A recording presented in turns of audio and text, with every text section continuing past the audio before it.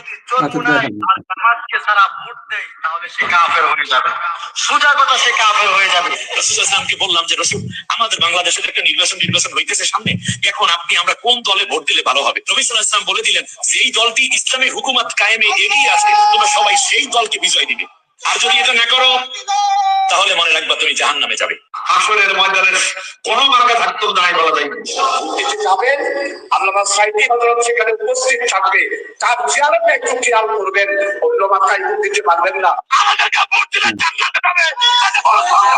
আমাদের আল্লাহ যেন নিজেই দাঁড়িপাল্লাকে প্রতিষ্ঠিত করার জন্য এই বাড়ি উঠা বেড়ে রাখছে। আল্লাহ জান্নাতে যেতে না চাইলে কোনো সমস্যা নাই, কারণ বাহাত্তরের মধ্যে প্রথম কাতারে থাকতে চাইলে জান্নাত যেতে চাইলে জামাতে ইসলাম করতে হবে, এর মধ্যে আর দ্বিতীয় কোনো অপশন নাই বাবা। একটু শুনো, হরি বল, দাঁড়িপাল্লাকে স্লোগানে বলি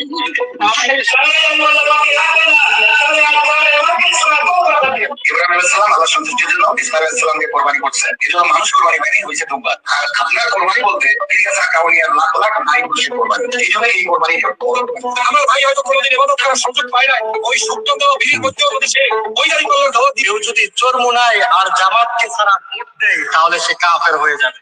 ভাই হাবিবি ভাই উত্তরগুলা দিয়ে যাইয়েন, শুনছেন তো আশা করি। ধন্যবাদ। আসসালামু আলাইকুম। ধন্যবাদ।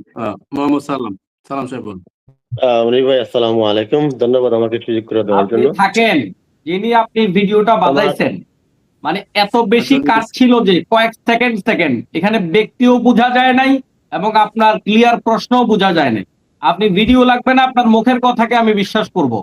আপনি স্পেসিফিক জামাতের নাম, নেতার নাম বলে আপনি ওই বাক্যটা বলেন যে অমুক নেতা এই কথাটা বলেছে, ওই বাক্যটা আপনি বলেন, তাতে আমি বিশ্বাস করব, ভিডিও লাগবে না। কারণ আপনার ভিডিওটা স্পষ্ট ছিল না।